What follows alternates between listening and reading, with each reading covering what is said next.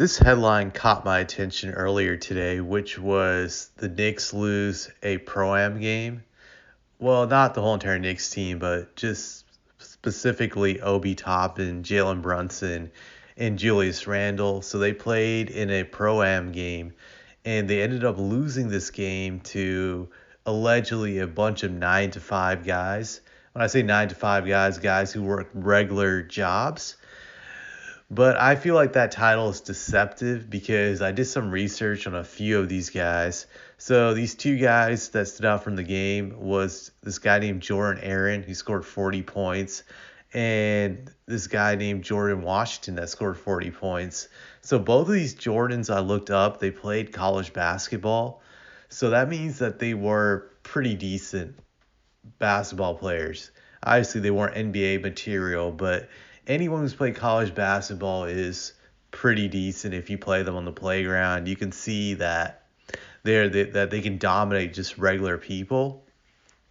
Obviously, I'm not giving it past to the Knicks trio of Obi Toppin, Julius Randle, and Brunson for losing to these guys, but I just don't like how some titles can be deceptive and they try to spin things to to to sell basically some garbage essentially.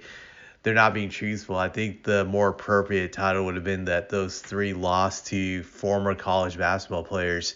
But then again, that title wouldn't be entertaining for a lot of people because a lot of people like to clown the Knicks, especially the media likes to clown them all the time. So they wouldn't be able to do that if you put that title up there. Well, they could, but it wouldn't be as fun because then some people would realize, well, yeah, it's embarrassing, but it's not too embarrassing. You can lose to a bunch of former college guys on any given day, so it's not really that laughable. So we have to make the title more laughable by saying that these were regular 9 to 5 Joes when they weren't. Still, with that being said, I do think Obi Toppin, Julius Randle, and Jalen Brunson probably felt embarrassed losing this game because when you're NBA pros, you never want to lose to guys who are not NBA pros. There's an ego thing involved in that. But I would also say, to be fair, these guys are not willing to give it 100% on the courts. A lot of them when they're playing in these pro-am games because they don't want to risk injury, which I definitely understand. So you're not going to play this game like it's even a regular NBA game. You're going to kind of dial it back and not give it 100% effort. So that also plays a huge role in getting upset in these games. So I'm not so sure how serious I take it. If you're a Knicks fan, I'm sure you don't like the headlines and you feel embarrassed, but I wouldn't take it too seriously, to be honest. I think the better indicator of how good the Knicks are going to be next season is going to be how they look in the preseason. Granted, preseason doesn't count when it comes to wins and losses, but you can kind of get a gauge of how guys are going to look coming into the upcoming season by watching some of the preseason games.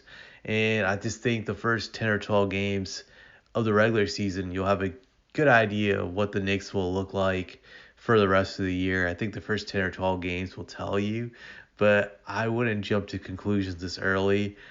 And I'm a guy who likes to crack on the Knicks, to be honest. So I wouldn't jump to conclusions. For being objective, the Knicks are probably a borderline playoff team if they get lucky this year. Maybe they squeak in and they're a 7th or 8th seed team. If they miss the playoffs, they're probably a late lottery pick team, a team that would probably pick 12 or 13 in the lottery, to be honest. So I don't think the Knicks are as bad as people want to hype them to be.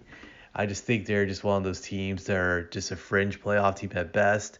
And if they miss the playoffs, they're basically a little bit outside of the picture of being a playoff team. So there's not much to write about the Knicks, but I get it how people have to generate headlines about them just for clickbait and all the other stuff.